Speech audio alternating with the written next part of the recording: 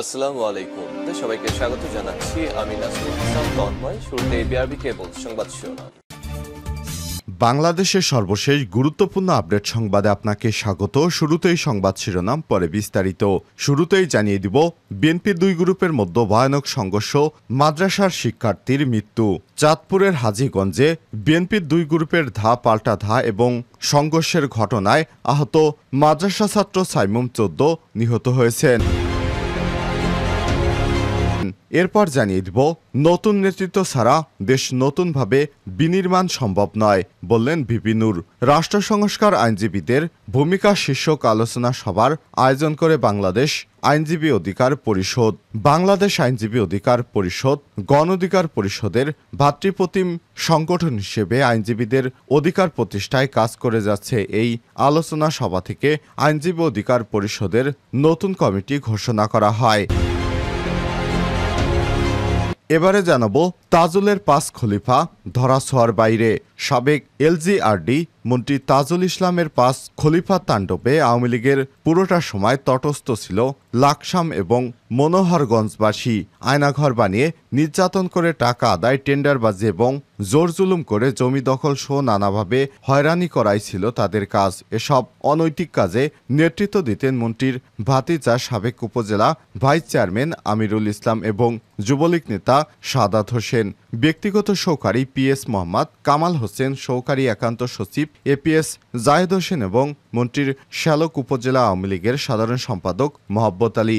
অনৈতিক কাজ করে তারা এখন বিশাল সম্পদের মালিক। গত 5 আগস্টের পর থেকে এই জুলুমবাজদের আর প্রকাশ্যে দেখা যাচ্ছে না। তারা এখনও আইনশৃঙ্খলা বাহিনীর ধরাছোঁয়ার বাইরে। এদিকে তারেক রহমান সরকার পতনের আন্দোলনের মূল কারিগর, বললেন বিএনপির সিনিয়র যুগ্ম মহাসচিব অ্যাডভোকেট রুহুল কবির রিজভী।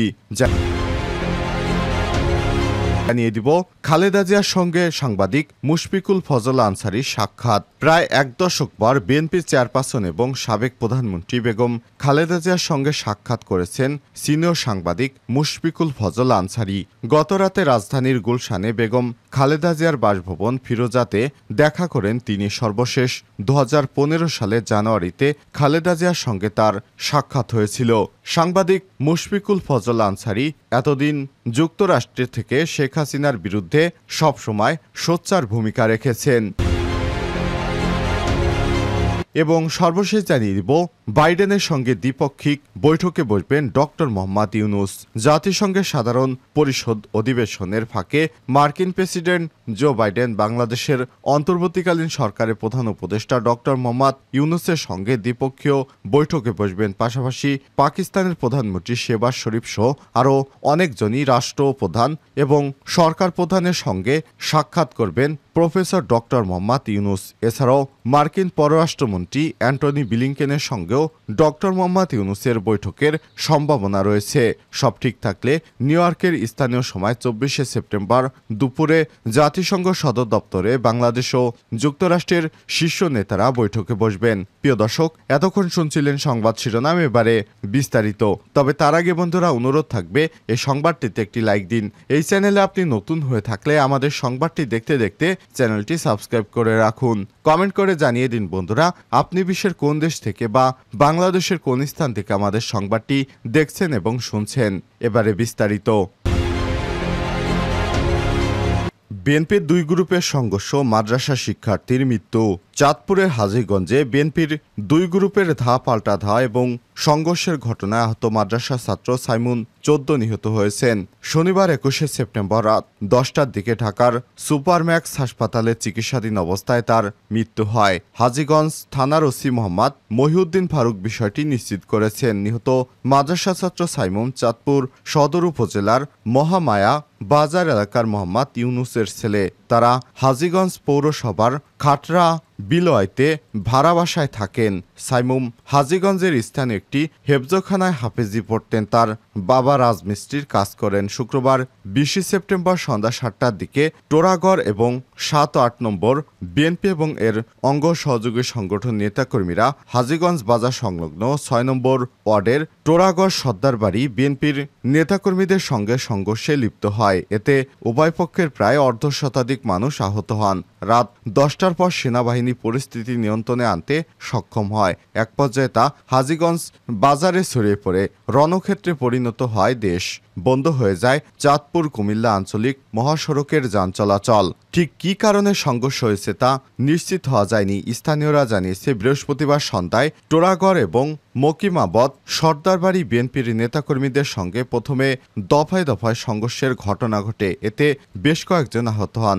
রাতে কয়েকটি মোটরসাইকেলে অগ্নিসংযোগ এবং কয়েকটি গাড়ি ভাঙচুর করা হয়। বিষয়টি নিয়ে শুক্রবার হাজীগঞ্জ থানার বৈঠক হলেও সমাধান হয়নি। সন্ধ্যা 7:30টার দিকে আবারও দুই গ্রুপের সংঘর্ষ শুরু হয়। নতুন নেতৃত্ব ছাড়া দেশ নতুনভাবে বিনির্মাণ সম্ভব নয়। নূর রাষ্ট্র সংস্কার আইনজীবীদের ভূমিকা শীর্ষক আলোচনা সভার আয়োজন করে বাংলাদেশ আইনজীবী অধিকার পরিষদ শনিবার 11 সেপ্টেম্বর বিকাল 4টায় জাতীয় প্রেস ক্লাব আব্দুল সালাম হলে এই সভা অনুষ্ঠিত হয়। সভায় আইনজীবী অধিকার পরিষদ গণ অধিকার পরিষদের ভাতৃপ্রতিম সংগঠন হিসেবে আইনজীবীদের অধিকার প্রতিষ্ঠায় কাজ করে যাচ্ছে। এই আলোচনা সভা থেকে আইনজীবী অধিকার পরিষদের নতুন কমিটি ঘোষণা করা হয়। আলোচনা সভায় গণ অধিকার পরিষদের সভাপতি নুরুল হক নূর বলেন, উচ্চ আদালতের বিচারপতি নিয়োগের বিষয়ে নিয়ম থাকা উচিত। আদালতকে আইন মন্ত্রণালয়ের অধীনস্থ করা উচিত না। বিচার বিভাগের পূর্ণাঙ্গ স্বাধীনতা যে কথা আমরা বলি তা নিশ্চিত করতে হবে। বিপ্লবের পর বিভিন্ন দেশে সংবিধান পরিবর্তন হয়। বাংলাদেশের যে সংবিধান তা মানুষের মৌলিক অধিকার সুরক্ষা দিতে পারে না। তাই নতুন করে সাংবিধানিক পরিবর্তন করলে আমাদের আপত্তি নাই। স্বাধীনতার 53 বছরে আমরা বাংলাদেশকে নতুন করে গড়ার সুযোগ পেয়েছি। এখন আমরা সময় এসেছে দেশকে সংস্কার করে। বিভিন্ন সময় দেশের মানুষের জীবন দিয়েছে, কিন্তু দেশের গুণগত পরিবর্তন হয় নাই। এই জাতি তো বারবার জীবন দিবে না। তাই এখন সময়কে কাজে লাগাতে হবে। জেলায় জেলায় নিরপেক্ষ লোককে পাবলিক প্রসিকিউটর হিসেবে নিয়োগ দিতে হবে। বিপিনুর আরও বলেন, 2018 সালে আমরা কোটা আন্দোলন করেছি।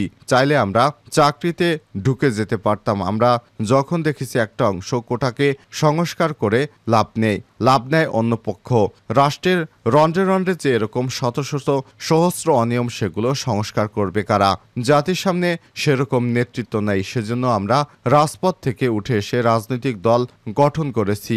দল ঘোষণার 1 বছরের মধ্যেই নির্বাচন কমিশনের সকল সত্য পূরণ করেও তারপর নিবন্ধন পাইনি। তবে আমরা উদ্যোগ নিয়েছিলাম, আজকে সফল হয়েছি। তরুণ সৎ মেধাবীদের ব্যক্তিদের রাজনীতিতে এগিয়ে আসতে হবে। নতুন নেতৃত্ব ছাড়া বাংলাদেশ নতুনভাবে বিনির্মাণ সম্ভব নয়। 53 বছরেও যারা পারেনি তারা সামনেও পারবে কিনা সেটা নিয়ে জনগণের সংশয় আছে। নবগঠিত আইনজীবী অধিকার পরিষদকে বলবো, আপনারা তৃণমূল পর্যায়ে যাবেন। আইনজীবী অধিকার পরিষদ এর মূল কাজ হবে সুবিচার নিশ্চিত করা। এ সময় নুরুল হক নূর, অ্যাডভোকেট গোলাম সারোয়ার জুয়েল আহ্বায়ক, অ্যাডভোকেট সরকার নূরে এরশাদ সিদ্দিকীকে সদস্য সচিব করে বাংলাদেশের আইনজীবী অধিকার পরিষদের কমিটি ঘোষণা করেন। তাজুলের 5 খলিফা ধরাছোঁয়ার বাইরে। সাবেক এলজিআরডি মন্ত্রী তাজুল ইসলামের 5 জন খলিফা যারা তাণ্ডব চালিয়ে তাদের এলাকায় জুলুম নির্যাতন আয়নাঘর বানিয়ে মানুষের কাছ থেকে কোটি কোটি টাকা হাতিয়ে নিয়েছে। আয়নাঘর বানিয়ে তাদের নির্যাতন করে এই টাকা জেল জুলুম জমি দখল সহ নানা রকম অনিয়মের কাজ করতেন। কিন্তু সরকার পতনের পর এই 5 জন এখনও ধরাছোঁয়ার বাইরে। স্থানীয় এলাকাবাসী জানায়, তাজুল ইসলাম এমপিদের পদে বসেই বিস্তার করতে থাকে নিজের সাম্রাজ্য, গড়ে তোলে নিজস্ব সন্ত্রাসী বাহিনী। 2008 সালে দ্বিতীয়বারের মতো এমপি নির্বাচিত হয়ে আবারও বেপরোয়া হয়ে ওঠেন তিনি। নিজেকে ভাবতে শুরু করেন লাকসাম এবং মনোহরগঞ্জ উপজেলার একক অধিপতি। রাজনৈতিক প্রতিপক্ষ দলগুলোর পাশাপাশি আওয়ামী লীগের ত্যাগী নেতাদের কোণঠাসা করে দাবিয়ে রাখার হোলি খেলায় মেতে ওঠেন তিনি। 2018 সালে বিতর্কিত নির্বাচনে এমপি নির্বাচিত হওয়ার পর এলজিআরডি মন্ত্রী হিসেবে দায়িত্ব পান তিনি। এরপর অহংকার এবং দম্ভের চূড়ায় পৌঁছে যান তিনি। স্যার না ডাকলে মাইন্ড করতেন। মন্ত্রিত্ব পেয়ে তার পেছনে ফিরে তাকাতে হয়নি। লাকসাম মনোহরগঞ্জের সম্রাট যেন তিনি। মন্ত্রিত্ব পাওয়ার পর তাজুল লুটপাট আর অবৈধ সম্পদ অর্জনের খেলায় মেতে ওঠেন। দেশ বিদেশে বিপুল পরিমাণ সম্পদ গড়েছেন, দুর্নীতি আর অনিয়ম ও সীমাহীন ক্ষমতার অপব্যবহার করেছেন তিনি। হলফনামা ঘেঁটে দেখা যায় 10 বছর আগে তাজুল ইসলামের মোট সম্পদের পরিমাণ 16 কোটি টাকা। বর্তমানে তার সম্পদের পরিমাণ 120 কোটি টাকার উপরে। তারেক রহমান সরকার পতন আন্দোলনের মূল কারিগর রিজভী।